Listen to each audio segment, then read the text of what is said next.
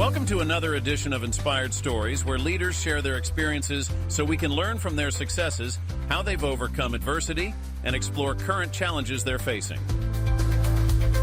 Welcome to another edition of the Inspired Stories podcast, where leaders share their experiences so we can learn from their successes and be inspired by how they've overcome adversity. My name is Anthony Codispoti, and today's guest is Adrienne Anzelmo, co-founder and program director of Be Curious Children's Learning Center, a childcare center in Billerica, Massachusetts, which is northwest of Boston. She first opened her center at the age of 23 with a dream of providing high-quality childcare and preschool to children and families in her community. For over 20 years, they have grown to be the most established and reputable early childhood facility in their city. She has authored a children's book called No Matter What, which taps into her own personal journey for knowledge and understanding as one of her children who was born male began identifying as a female. Adrienne continues to raise awareness for parents of children who struggle with gender identity and nonconformity. Part of their story is shared in a video made by George Takei of Star Trek fame. She has 2 new books on the way, which we'll hear more about, and she is also a household name on the blog Love What Matters, and has been featured on numerous other sites, including Cafe Mom and Daring Women. Now, before we get into all that good stuff, today's episode is brought to you by my company, Add Back Benefits Agency, where we offer very specific and unique employee benefits that are both great for your team and fiscally optimized for your bottom line. One recent client was able to add over $900 per employee per year in extra cash flow by implementing one of our proprietary programs. Results vary for each company, and some organizations may not be eligible. To find out if your company qualifies, contact us today at addbackbenefitsagency.com. Now, back to our guest today, the co-founder and program director of Be Curious Children's Learning Center, Adrienne. I appreciate you making the time to share your story today. Thank you so much for taking the time to have me on today and talk a little bit about the industry of early education. It's such an important thing, and it's so often overlooked. So thank you. Absolutely. Okay, so we were talking a little bit before we went live here. You're born and raised in the Billerica community and went away for school and decided to come back. What was behind that decision? Yeah, so I started in early education during my college years. I was a freshman in college, and I lost my father to a very short bout of cancer. And so he left us pretty suddenly, and my mom with 3 children, my oldest sister being a junior in college, myself being a freshman in college, and then my younger sister being a sophomore in high school. So I decided at that point, if I wanted to stay at the small private college I was at, that I should really get a job and not ask her for money outside of college tuition. And so I looked around and landed just by chance a job at a local preschool. I was going to school for social work, and so I knew I wanted to work with children, but I didn't anticipate myself in the education space. I anticipated more working with children of high risk in foster care and adoption. That was sort of my path at the time.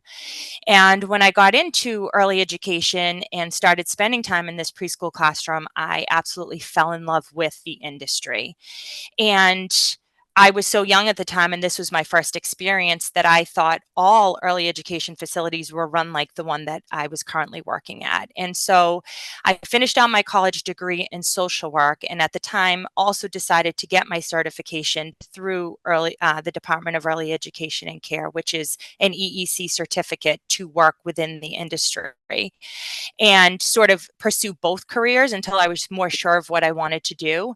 And as I started some post-grad work and moved around a little bit, I started to work at some other facilities and started to recognize that, like, hey, actually, not all places are created equal. Not all facilities are created equal. And that drove my passion to want to open my own facility and sort of carry out the idea of really providing a strong environment for these kids for age 0 to 5. And so I decided to do that back, closer to where I grew up. And my mom, who is my partner, my co-owner, we owned the company together. She still lived in this area where I was from and where I grew up. And so my father and her owned a business previous to his death, and so she had all the accounting background and Mm. ability to sort of run a business, and I had all this passion and drive to want to make a difference in the space of early education, that we decided to partner up and go for it. So, Adrienne, what was it that was different about that first center that you worked at that you weren't seeing in those subsequent centers? So, first of all, the first center I worked at, the owner was the director. And so I think that there was a level of investment when the person that was directing the center was the owner, because you're only as successful as your business, right? And so I initially thought some of these other centers I had gone to work at, that wasn't the case. And I initially thought, okay, well, maybe centers to be successful need to be small and privately owned. But as time went on, I started to recognize that that's not the case. There are lots of corporate centers out there that are successful and do a great job. But it really comes down to, is that top tier uh, level of administration trained and really eligible to be, leaders in the field?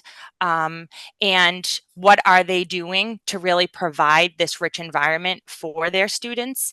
And so I got that experience a lot with that first center, and a few centers to follow. But I just realized that our centers our industry's oversaturated with facilities, but not saturated with quality early education. So it was more like these were sort of like drop off daycare centers where they're just kind of making sure the kid is safe, but maybe not moving the needle too much on education. Would that be a correct observation? Very correct, but also it's important to note that education for kids 0 to 5 doesn't look like the education that you would think in an elementary classroom. Mm. Sitting Mhm. down and to pencil to paper, or asking children to even sit for long periods of time at 3, 4, 5 years old. It's not a reasonable expectation. So a lot of learning at that age happens through purposeful play, but there's a difference between purposeful play and then just play. And so that's where I think there is a lot of misguidance within the industry, because you can walk into an early education facility and see kids playing and really learning nothing, because you're not really giving them a rich environment. You're not giving them purposeful play experiences. You're not putting them in social situations where you're giving them the opportunity to generalize skills. Or you can walk in and see children playing and have all of those things in place. And I think to an untrained eye, that might be not easy to see at first sight. What would be an example of purposeful play? How would that differ from just play? So, an example that I like to give is, if you want to teach a child, one thing that a lot of people want to teach a child, say a 3-year-old, is about emotions, right? And so you can walk into a classroom and you can see lots of things around the classroom, like maybe a chart with all different emotions: a happy child smiling, a sad child crying, a mad child with an angry face. You might see a bucket with emotion flashcards inside, and you think to yourself, like, this is really great. This center is teaching kids about emotions, and that's such an important thing that they're going to bring to school with them, right? Such an important tool to put in their toolbox. But just because we're pointing to something and saying, okay, what is this child? And the child says back to you, that child is happy. And then you point to the next child and you say, what's that child? And the child says to you, oh, that child's sad. You're not really teaching them what happy and sad means. They can look at it and tell you. And even sometimes at home, if they see like a sad parent or a sad, sibling, they might say, oh, you're happy, or oh, you're sad, and think that's great. They're learning a new skill. But really, what you want to teach them is, this is what happy looks like, but how do we navigate happy? How do we Mm. navigate sad?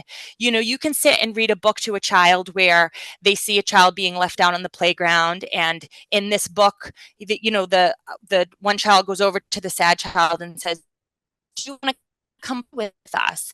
And the the sad child says, okay, and they get up and they run off and play together. And you think, okay, now we're teaching this child that be inclusive, include people, try to make them less sad.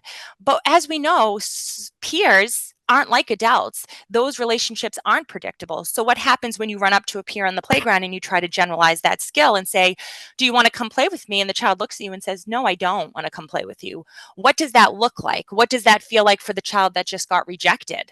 And Mm. so giving them these really rich play opportunities and social opportunities, and really like taking time and space to say, like, how did that make you feel? What can we do now that this child said that they don't want to play? What is the next best move? Really diving into some of those really deeper opportunities is really what's giving children the skill set that they need to go off to kindergarten. And unfortunately, nowadays, kindergarten has such an academic rigor to it that teachers don't often have time to teach these social lessons that are so important in the foundation of these children's lives.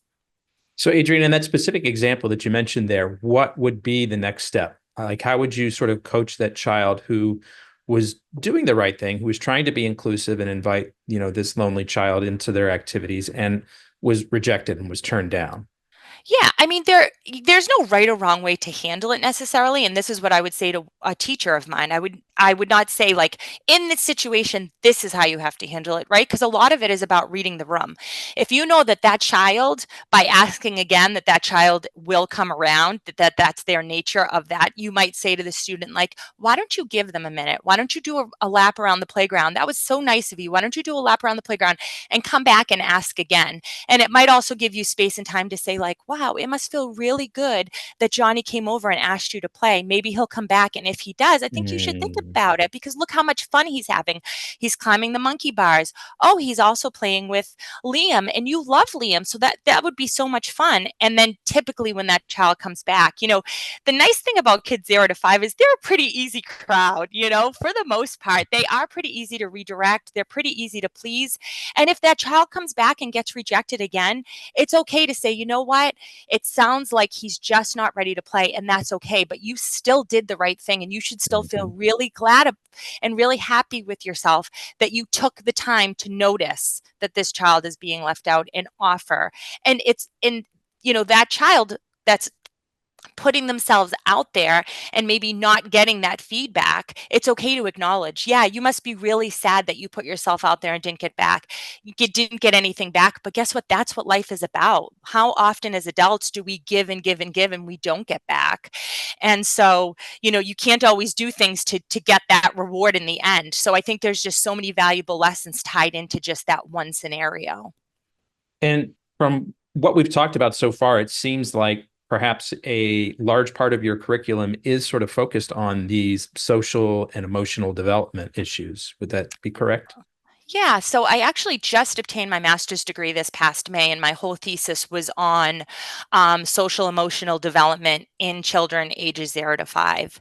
I think post pandemic, especially, a lot of kids are Mhm. really lacking this skill set because they spent more time at home. Parents were more afraid to leave the house.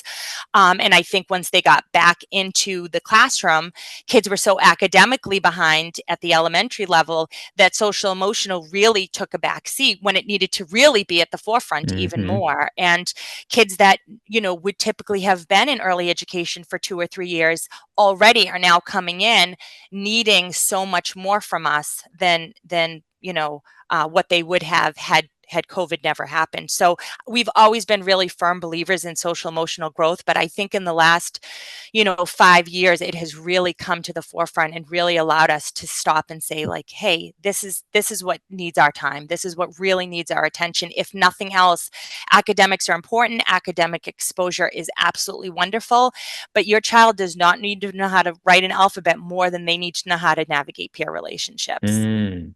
Wow, that last sentence was pretty powerful, and I'll back that up from my experiences too. I've had the opportunity to interview a number of child care center owners across the country, and I hear the same thing over and over again coming out of COVID. And my wife is a speech therapist for young children in a local school district here, and as things were getting back to normal after COVID, they were seeing more cases and more severe cases than they had ever seen, and not by a little bit, by a lot.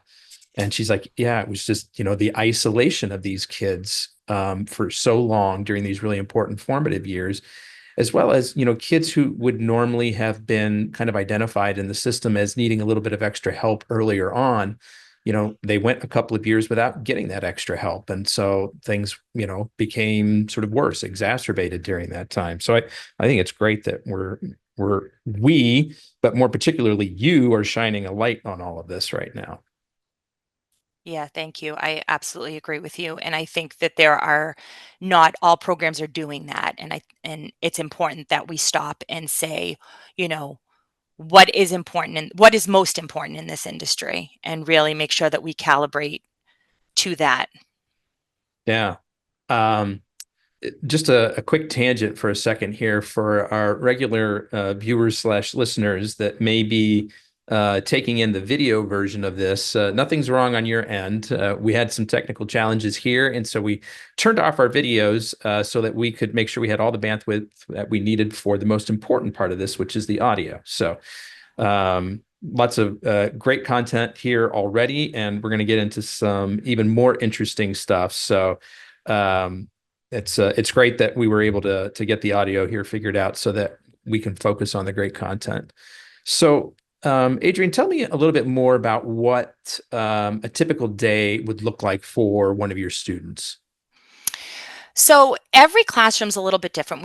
We serve children ages 0 to 5, and so for our 0 to 12 to 15 months kids, those are considered our infants. The state mandate is our this excuse me, the state mandates our age group. So we don't have much say in how we develop the age groups for each classroom.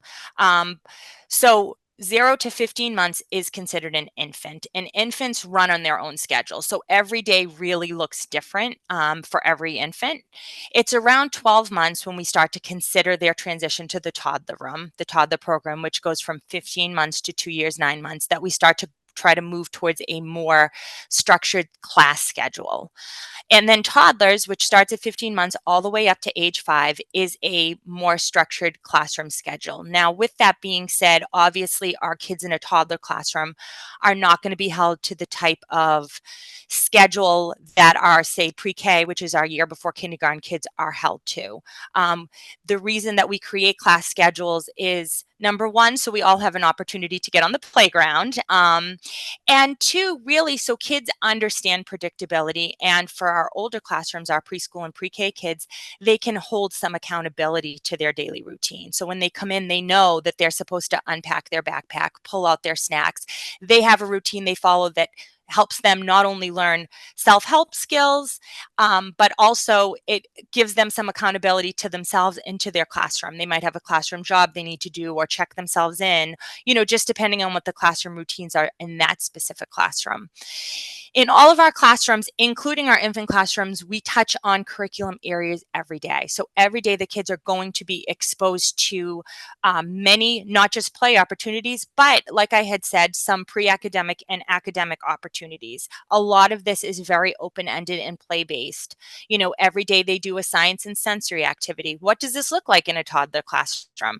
You think science, you might think, they're not doing biology, but we might have sensory buckets out full of, kinetic sand with little dinosaur bones hidden inside. If the kids are learning about dinosaurs and they have to go through and pull out the dinosaur bones. And then for our older toddlers and young preschoolers, they might pull those dinosaur bones out and then do a counting activity with them. So we can extend that into a math or a manipulative activity.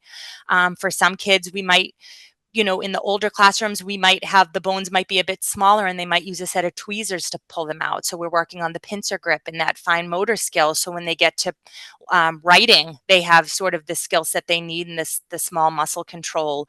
And when they get to pre-K, they might be pulling those bones out. And if they're really, if they're a group that's ready for it, they might be naming some of the bones. What part of the dinosaur does this come to? They might be going and matching it up to an actual picture of a dinosaur and seeing where it matches so they can use their cognitive skills and critical thinking. And so they've got this opportunity every day for math and manipulative, science and sensory, art, fine motor, gross motor, and then again, that very, very important free play part of the day.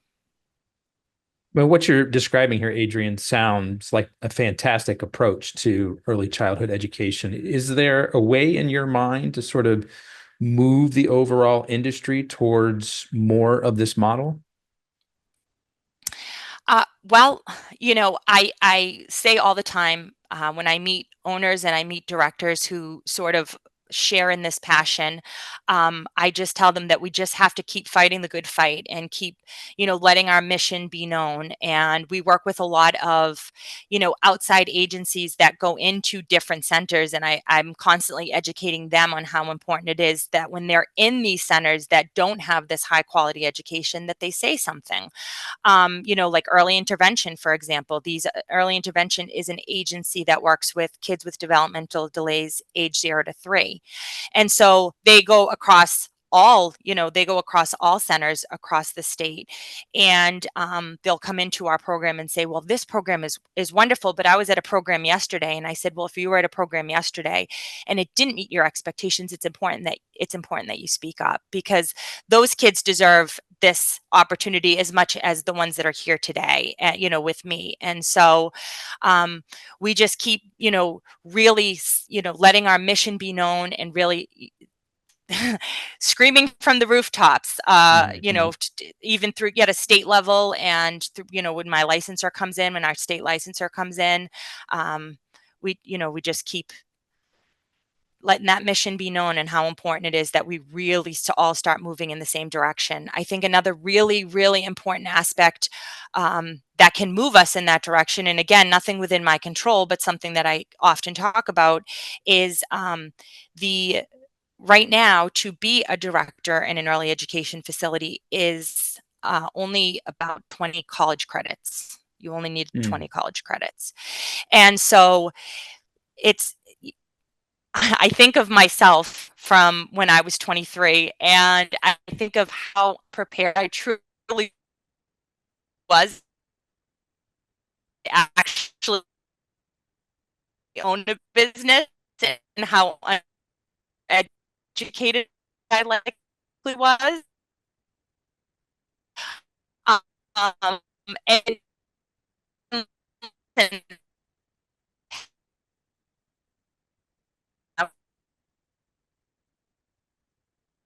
Hey, Adrienne, I think we've got a little bit of a connection issue. Your audio's dropping out there.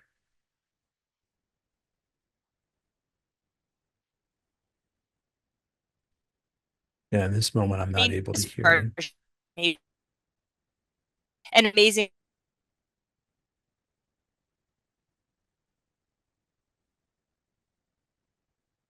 Adrienne, are you able to hear me?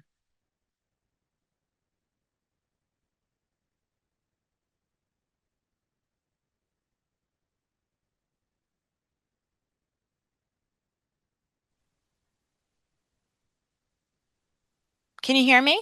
I can hear you now. I didn't catch the, Okay. the entirety of your previous answer that was cutting out. Um, so we'll edit the missteps there out. Okay. And maybe we'll just shift gears to a new topic. Okay. And unless you had more that you wanted to say on that. I don't remember now. Okay. Fair enough. Um, maybe let's talk about your second child and tell me about when you first became aware that they were having questions about their gender identity and what that was like for you and the whole family. Yes. So she was actually about 18 months old, believe it or not. Hey, Adrienne, I'm sorry. I'm gonna cut you off. We're losing your audio again. I'm not Uh, sure what's she going was on. old enough to speak. Okay, I'm going to go reset my router. Can you give me 2 minutes? Yep, no problem.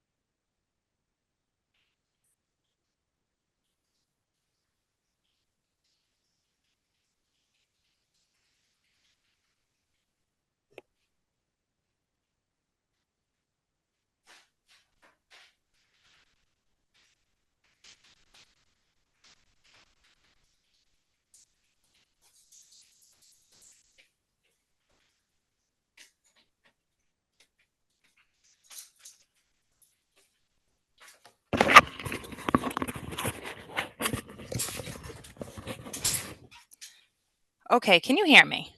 I can. Did you Okay, actually reset the router? Because I I just, figured we would lose internet connection if you did that. I did. I reset the router. Okay. All right. Well, let's try that question again. Let's see how the audio goes this time. Okay. So, So, okay, go yeah, ahead. let me introduce with the question again. So we've got sort of a clean place to start the edit. So, Adrienne, I want to shift gears for a moment and let's talk about your second child and when you first became aware that they were having questions about their gender identity and what that was like for you, for them, and for the whole family. Yes. So when my second child was born, she began identifying as female as young as 18 months, believe it or not. As soon as she was old enough to talk, Wow. yeah, as soon as she was old enough to talk, she would tell us that she was a girl, and we would correct her over and over again. And she would go to school. She went to my early education facility, and she would dress up in all of the dresses and fancy bows and dress shoes, and she just couldn't wait to get to school because she had an older brother, so it's not like we had a lot of um, girly toys here. Not that there are girl toys and boy toys necessarily, but a lot of the things that she enjoyed playing with, a lot of the princess things, sparkly things, we didn't own a lot of those things at the time. And so when Mhm. she got to school, she was all about that. And um, when she was around 3 and a half, she started to, start to get angry when she would tell us that she was a girl and we would tell her she wasn't. Mm. And around 4 was when she started to, self-harm and have, some self-loathing. Um, I don't wanna be alive anymore Wow. if I can't just be a girl like all the other girls. And so that's when we decided to seek some professional help, and we called Children's Hospital. They have a whole gender unit over at Boston Children's Hospital, and we scheduled an appointment. And around age 5, we went to this appointment, and the doctor was absolutely wonderful and really sort of unpacked everything that Maddie was feeling and everything that we were feeling, and was able to lay it out for us in a way that really made more sense, because I was always about supporting my child, but also wanted to make sure that as her parent, that I was also being the right type of compass for her. And we decided after that appointment, when we started seeing the statistics for how often kids that do have gender dysphoria and are not validated and are not shown unconditional love, how often they turn to self-harming and Mhm. suicide and things like that. And we Wow. just made the decision that the only thing at the time we're changing right now is her name and pronouns, to give her this validation. We need to do that, and so we did. And I can say, and so we did, like it was easy. It wasn't. Mhm. There was a lot around that. A lot of we needed to come to a sense of acceptance, and we needed to really look deep into ourselves. And neither of us really had anything against people that were transgender. We really just had never even it never been on our radar. Mhm. But we were met with a lot of judgment and a lot of hate, and really had to come together as a family and be strong. Even when we weren't, we had to pretend we were. And even when people would question us, and we were almost at sometimes questioning ourselves, we just knew that this was the right path for her, and that we needed to love and support her at all costs. And it has gotten much easier. And she's been so strong and so sure of herself that it has made everything easier for us. And she went from being a really angry, confused child to being happy, well adjusted. Um, and you can't put a price tag on that. Mm. Most people say that must have been really hard. I'm not sure I can do it. And I said, if you love your child, you could absolutely do it. Wow. Yeah. And so how old is she now? She's 13.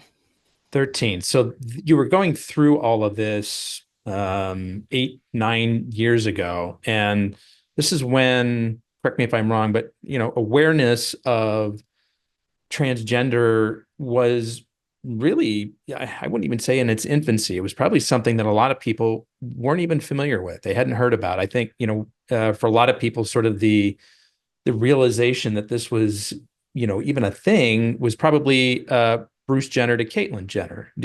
Am I remembering that correctly? Yes, I would say we were sort of a little bit ahead of the curb from, Hmm. from a media standpoint, right? This is something that existed long before my daughter and will Sure. exist for many years to come. But I do think that there was a more of a media awareness and more discussions happening um, when the whole Caitlyn Jenner had come out, and also too, I think I Am Jazz, which is a pretty popular program that was on TLC, had come out and kind of sparked a lot of interest Mm. in the world.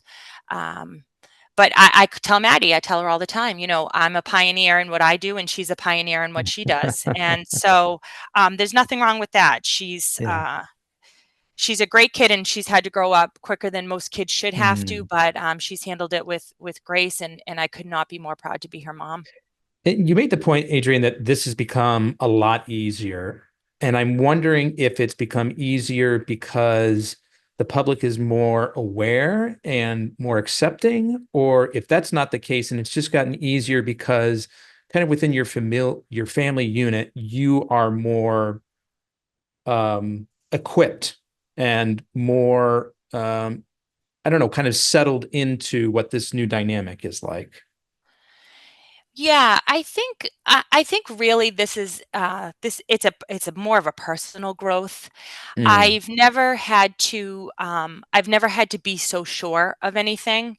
And so, even when I wasn't sure, I had to be sure because we had to really be a unified, strong front because we knew we would get a lot of backlash and a lot of people asking a lot of questions. And sometimes when people ask questions and they come off as mean, they're not meant to be that way. Sometimes they're just ignorant to the way that they're asking a question or why they're asking a question. Even Maddie's friends at school, when they found out she was transgender, one child said, "Well, does that mean that you have a penis?" And Maddie, very strong and very well equipped, said, "Well, I don't really talk about what's in my pants, and you probably shouldn't talk about what's in yours either." And that really ended the conversation very quickly wow. because really that's true. We don't meet each other and talk about that. And so she's able to really normalize the way that she lives, and she's her own person now. At 13, I can have a conversation with her, and she can really help me identify sometimes things that I'm feeling or uncertainties I'm feeling around certain situations. And she's so sure and articulate that it really helps me be sure and articulate as well. So Hmm.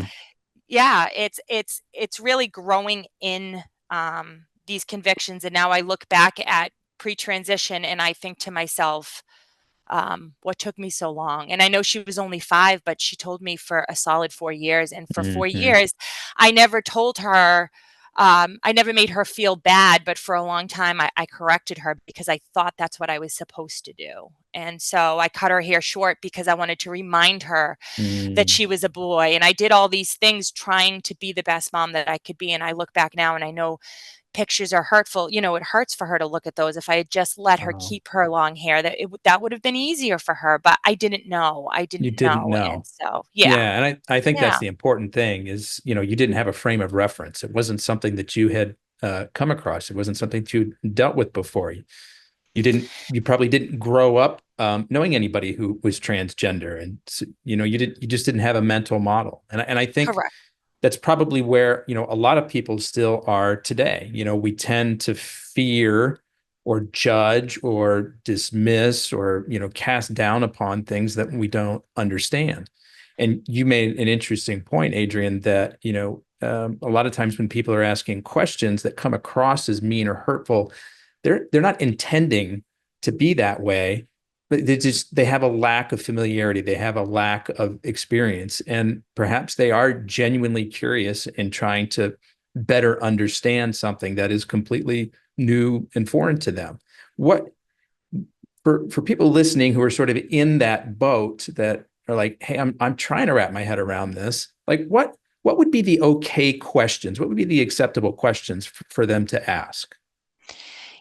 I think really honestly, any question is okay to ask. I think a lot of times it's how we deliver questions. Um, Mm, it's funny because a friend of mine said, there's this person at church, and I'm afraid to talk because I don't know what pronouns to use. And I said, okay, so we're just not going to talk to them because we don't know why don't you ask them what pronouns to use? And she said, is that okay to do? And I said, well, I don't know if this person will be offended by this, but we don't know unless we try. And I mhm, feel like rather than social isolation, that this individual would want to be asked, would feel respected for being asked. And again, maybe that's not the feedback that she would get if she asked. But much like that little child on the playground who might not get that child to get up and go play, I think it's important that we take these social risks. And that shows a lot about who we are as people when we're able to say, like, hey, listen, I don't mean to offend you, but I want to have a conversation with you, and I want this to be a respectful conversation. So, do you have a preferred pronoun that I should use? And I think that that's a really okay and acceptable question, but I think it's really the way that it's being asked is really an mhm. important aspect. And if you went to a good preschool and you have good social skills, then you'll probably know how to do that. See? See that full circle? I like how you tied that in. Well done. Um, Adrienne, there's a point in my interviews where I always like to ask a question about a particular challenge that people have overcome, whether it's business or personal. I feel like maybe we're touching upon what's probably been one of your biggest challenges to overcome, but I don't want to make that assumption, and I want to open the mic if you want to give voice to something else. Yeah, so actually, I thought a lot about we had talked about that we were going to dive into this, and it's I'm torn between professional me and personal me here. Mhm. Professionally, there was a point that I remember in business that I really had to lean into growth, which is very important to do, which we can touch on after if you want. But I will stay on this line of questioning personally because personally, owning a business and raising a family, especially a family with young children, especially a family with young children who have diverse needs, um, has been really so very challenging. And I don't think people understand truly when you're a small business owner the capacity in which your brain is constantly working, your Mhm. body is constantly working. There are no days off. There are no days off. When I had my kids, I took a 2-week maternity leave with all three of them. And Wow. 2 weeks just isn't enough. And I was still tied to my email and tied to touching base with them every day. And I have Maddie, who we spoke about, but my youngest child also has an autism diagnosis with a communication delay. And so, raising him and making sure that he has everything he needs and he has all of the supports in place to live a happy, successful life, and finding a balance of, having a husband and being part of a partnership with someone who I'm raising kids with and run a business. This business has become a family entity. We've had vacations cut short because of my business. We've had days off that were supposed to be days off that turned into not days off. A perfect example is my daughter and I were walking in to get pedicures one day. It was a date day for the two of us just a few months ago. And I got a call from my mom who was covering the school and said, so our state licensor is here for a surprise visit, and we went from pedicure chairs to the school in about 10 minutes. And so Wow. she said, "What about our pedicures?" And I said, "They're going to have to wait." And so my kids and husband have had to learn it's going to have to wait a lot from me Mm, over the years, and they've had to be part of this business too. My husband has been an integral part of the grounds in the facility, and like I said, my mom has sacrificed endlessly for this business. And I have two sisters that I had mentioned previously, who one is a teacher in special education, and she's been my education consultant for many years. And my other younger sister is a nurse, so she's been my healthcare consultant. And both are called upon very regularly to be part of what we do. And so, um, there's just been an endless amount of sacrifice from every member of my small and big family, and finding that balance has been difficult, rewarding, worth it. Absolutely. I would do it again 100 times over, but it's business ownership is not for the faint of heart. I will say that.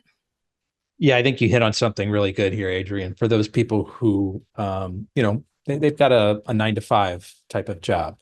It's not that, those folks go home and they never think about their work. But I think the degree to which small business owners are often fully consumed by their business 24/7, whether it's, needing to get up and leave a pedicure to go in for a surprise inspection, or just having your mind constantly be working on all of the issues that need to be solved, in the background, right. I've got a water pipe that needs to be fixed. I've got payroll to meet. I've got this, these two employees not getting along. I've got an upset parent, and how am I going to deal with that? Like it's hard.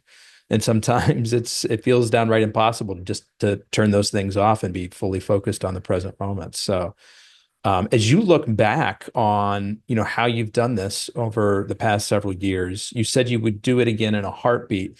Is there anything you think you would do differently? Yes, I will say, and I think I touched upon this a little bit earlier. I didn't get my master's degree until this past year. And so I did do some graduate level work in social work back when I got my undergrad degree. And I did get my certification in early education, but I never went and got an advanced degree because it was not required of me. Hmm. And I think I had started to touch upon, when we say like, what has been the hardest for you, or what, what challenges have you faced professionally. COVID really put things in perspective for me professionally. It required us, we were in a mandatory shutdown for about 5 months. And when we were able to reopen, we had to reopen really under new guidelines and a new structure, via, the state of Massachusetts and what they were expecting of us. And we were about 16 years into the business at this point, and we had a pretty successful business model, but it really gave us a chance. And by us, I mean my mom, myself, and my two sisters. We started having business meetings, and it gave us a chance to really look at what we're doing. And my older sister, who is just full of wisdom, constantly said, Adrienne, you've been doing what works for so long. And so you don't fix what's not broken, but this is an opportunity for you to really look at your business model and really lean into the things that don't work and admit them to yourself, admit your shortcomings, and lean into that and grow with it. And growth is really uncomfortable, and it's gonna really stink to sit in this for a little while, but this is an opportunity for change and growth, and you should take it. And I had soon after that seen a quote from Maya Angelou that said, do your best. And once you know better, you need to do better. And so Mm. that's sort of what COVID was for me. It was a chance for me to look at my entire business model, top to bottom. And one thing I really recognized in myself is that maybe I wasn't the most effective leader. Maybe I wasn't, maybe I wasn't up to par on the most current teaching practices. And just because I wasn't required to be doesn't mean I shouldn't be. And I'll never ever take the 16 years back prior to COVID, because I do feel like we gave a really great high quality education to all the kids that came before COVID. But I do look at things a little differently now, and that's okay. But if I had, my younger self in front of me, I think that's one of the biggest things I would tell her is keep growing. Don't ever stop growing. and lean into that discomfort of saying, like, don't be so defensive. Don't be so quick to say, like, yeah, but we're successful. Who cares if you're successful? Are you doing the best job that you can possibly do? And that's sort of, I think, what sets some leaders apart from others. And so I just decided I want to be, this is what I want to do. This is I want to keep giving the best possible product, and the best possible opportunities, not only for these kids, but for employees, for families, for everyone across the board. I appreciate that we were able to loop back into that idea of leaning into growth. I know you had mentioned that a few minutes ago and wanting to come back to that. So it was great that we sort of naturally came back to it. And this is something that, I know, as a father of two young boys, that sometimes I struggle to find a way to teach them. For example, my oldest boy he's got some athletic skill. And so, I'll hear him say things like, well, Dad, I'm already super good at soccer. And it's like, I don't want to tell him that, he's not. I appreciate that confidence. It's like, yeah, like you're doing a great job with soccer, and there's always the opportunity to improve. And that's where I feel like my approach is maybe falling on mostly deaf ears. I don't know if you have any advice for me as a father in terms of, like, I don't 100%, I don't want to make him feel bad about where his skill level is, whether it's in a sport or, a particular subject in school, or just, sort of making friends, or whatever it is. But I always want him to be looking for ways to improve, how to level up. Am I a little bit better, faster, stronger, wiser than I was yesterday, kind of a thing? Any thoughts and advice on that? Yeah, I think really it's about providing these kids with opportunities to both succeed and to fail. And when I say fail, obviously you don't want to put him on an elite team where he's going to be completely out of place and say, "See, son, I taught you how to fail." It's not like that, but maybe he is really good at soccer, and maybe soccer comes naturally, and maybe it's going to be years and years before he is challenged in that particular area of his life. But putting him in other opportunities where he might not be as strong, and allow him to sort of sit in that, oh, I'm not as good at guitar. You have him in guitar lessons. I'm not as good at music as I am at soccer. You're right, you're not. But that doesn't mean that we should give up on guitar, and it doesn't mean that we should not, you know, try new things, or try things that maybe don't come as naturally to you. And I think just giving them, again, these opportunities to be successful, and then maybe these opportunities to not be as successful, and to be okay with that, and to sort of recognize some of the my sister, my Osa wisdomist sister, said to me, ultimately your job, right? And this is as an early educator, but you could really apply this to parenting too. Your first and foremost job is that every child with them carries around an empty toolbox. And what our job is to put as many tools in that toolbox as possible. And these aren't tools that they might use today or tomorrow, but or for even 5 years. But if you give them the opportunity and put that tool in their toolbox and teach them things like empathy and compassion, and someday they'll have that tool to pull out and say, like, hey, listen, I need to call upon this. I need to, I need to call upon positive self-talk. I need to call upon these skills that I might have learned in preschool that I haven't needed to use, but I need to use now. And we've done that by giving them the tools to do that. And so that's what that's what the best advice I can give you is, to put him in situations where he's got opportunities to succeed, opportunities to fail, and a lot of language around how to navigate those feelings. Yeah. Yeah, it's one of the things, and he has been in those opportunities where he's really struggled, where he accidentally got put into the wrong league, where he's playing with kids who were, a foot and a half taller than he was, and really struggling, and trying to explain to him that these are opportunities for growth.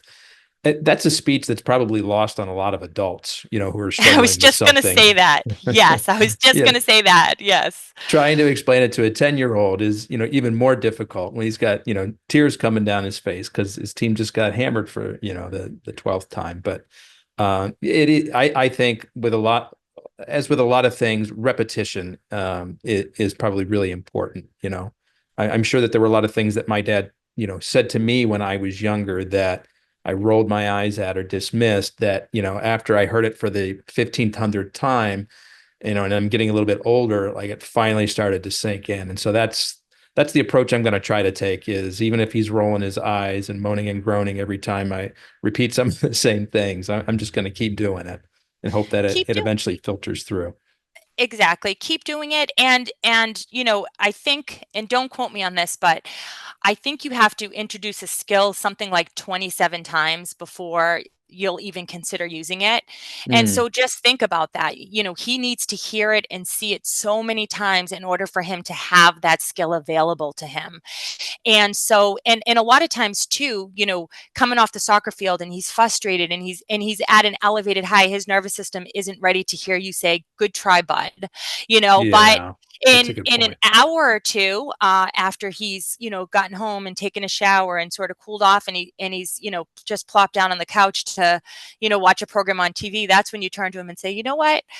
Today, that must have been a really tough loss, but I want to tell you, you did something during this game that made me proud. You didn't give up." Mm, And I hmm think that's so important. And point out a few of the things that he did during that time that made you proud, and let him see that even though overall it was a loss, it wasn't a loss. It was an opportunity for growth. And mm, that's where he's going to learn and sort of take that skill with him. But he's gonna have to hear it a whole lot, a whole hmm. lot.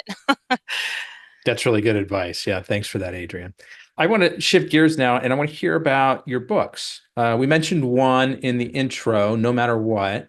Maybe talk a little bit about what first inspired you to write a book at all.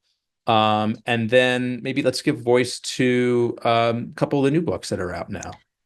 Sure. So, um, this goes back to something you were saying earlier about when Maddie first transitioned. We didn't really have a direction. When our son got a diagnosis of autism, it actually was a bit easier than things were with Maddie, believe it or not, and that's because autism spectrum disorder, it's got a lot of visibility, and there's a very clear path. If you have a child that is diagnosed with autism, these are the steps that you take to get him help. And so it was a really clear path. These are the agencies you call. These are the services they provide. This is where he'll get the skill set that he needs to function and be well rounded. And so that was great.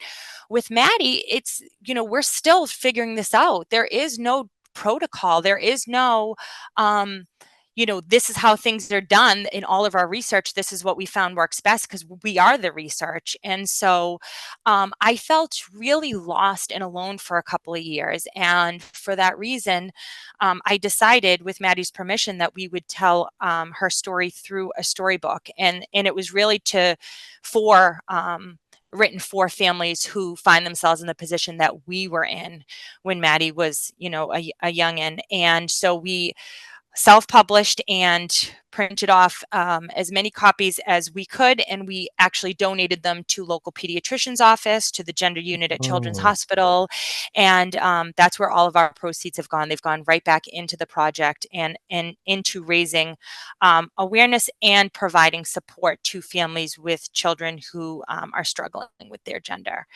Um, and so that's where the first book came from. And now in quite a few of the blogs that I've written, and again, it was to tell our story so that it would be an easier path for other families. And Maddie has since done some interviews, and she's done a few school trainings with oh teachers wow. on how to represent the community and how to be sensitive in schools. And she's done a lot of really great advocacy work. And I hope as she gets older, she continues to do that. But this is her path to figure out. But Sure. that's ultimately what inspired our first book.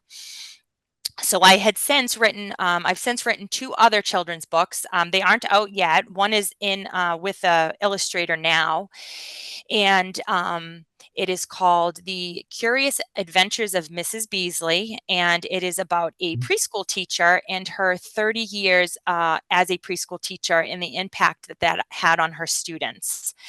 And again, this was written really about raising awareness to early education and how important these years are and what an impact they can have on kids when they're provided with a strong early education environment.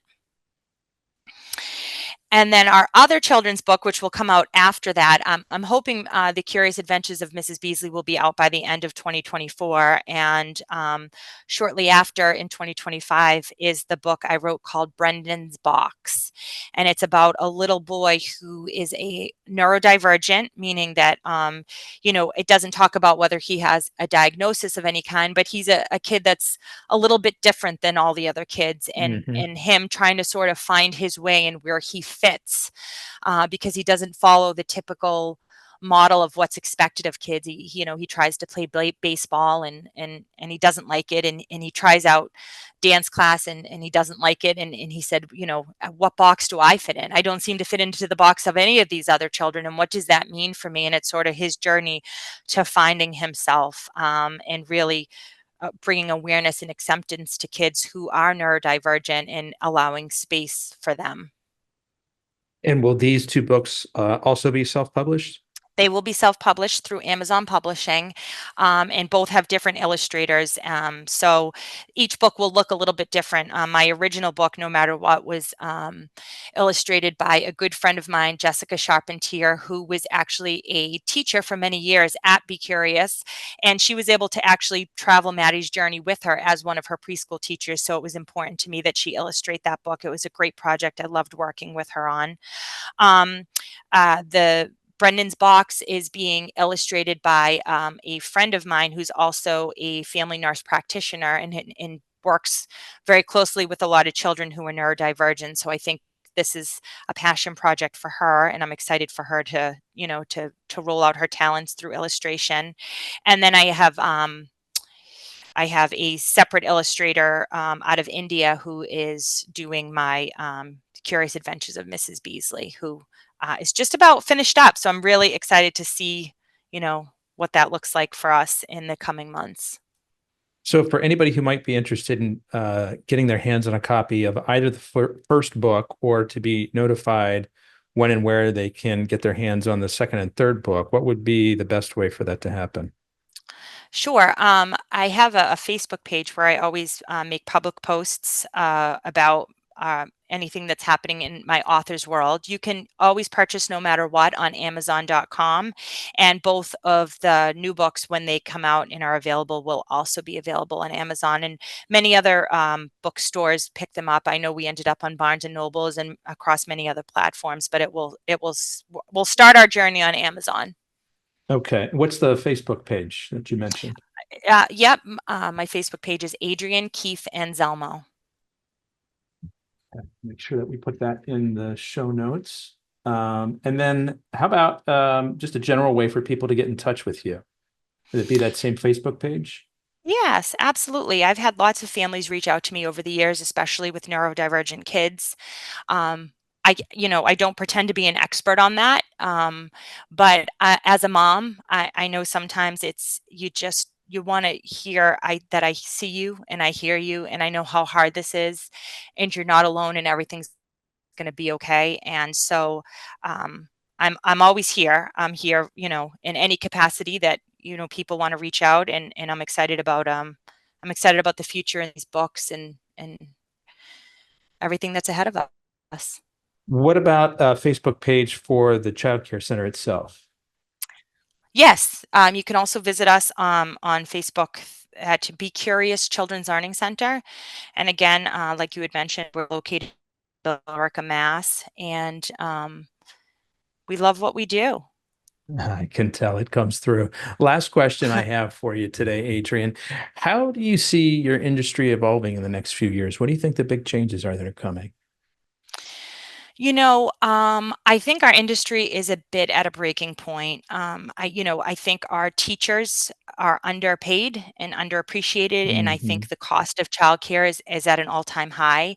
And for this reason, I think it makes it a very hard balance, finding ways to keep teachers in the industry and wanting to work and do this hard and very important work, um, while still keeping childcare affordable for families. And so I don't have answers to you about where we're headed, but I do think we're headed somewhere. And I hope that that somewhere is somewhere that considers all stakeholders. The Department of Early Education and Care has been taking a lot of time and sending out a lot of surveys to owners and directors.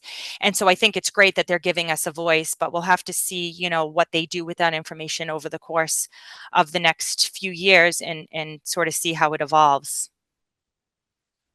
Terrific. Well, Adrienne, I want to be the first one to thank you for sharing both your time and your story with us today. I really appreciate it. Yes, like I said at the beginning of the interview, I really appreciate you taking the time to bring some awareness to early education. We need to get away from calling it daycare and really focus in on the important work that all people in this industry are doing. I think one thing I did not get a chance to say, I said a special thanks to my family, but I think it's important to acknowledge all the teachers that have worked for my facility and really work across the state to provide this important service, because it is tireless work, and we've had some really, really wonderful individuals who have joined us and stayed with us through a lot. And I want to make sure that I acknowledge and thank them for everything what they're doing day in and day out. I tell them this in person, but it's important to really say here as well. It's such important work, and I'm just so grateful for all of them. I'm glad that you took a moment to give respect and call them out, because this is something that I agree with wholeheartedly, and I've heard from so many other childcare owners that these are such important formative years for our most treasured and valuable assets, our little kids, and um, there seems to be a bit of a disconnect, right, in terms of what we're able to pay them, for helping our children through these, incredibly important years, and what they're worth. And yeah, I've talked to lots of owners and lots of folks working at these centers, and nobody really has sort of a silver bullet solution here, because I mean, one answer would be, well, just, you just raise tuition. Well, there's a point where parents max out on what they can afford. And so there's sort of this push and pull, like, how do we better compensate these folks who are doing such an amazing job with our children? And I don't know the answer to it, but I'm glad that you took a moment to call out and give respect to these people. It was one of the reasons why I was inspired to do a series specifically on childcare centers. My kids were going through childcare centers themselves during the COVID years, and it really helped hammer home. Not that I ever, took them for granted, but as I saw them really struggle with sort of this bizarre reality that had been thrust in front of them, and everything that they were trying to do, from the teachers to the owners themselves, to bend over backwards to help families out and to help our children. Just it warmed my heart in a way that's difficult to put words to. And so, yeah, I'm glad that you took a moment to do that. Thank you. Yep, I completely agree with you, and you're welcome. Because again, I say it all the time. These teachers, the ones that are on the floor and with the kids, they're the heartbeat of this industry. And Hmm. so, yeah, thank you so much. Absolutely. Folks, that's a wrap on another episode of the Inspired Stories podcast. Thanks for learning with us today.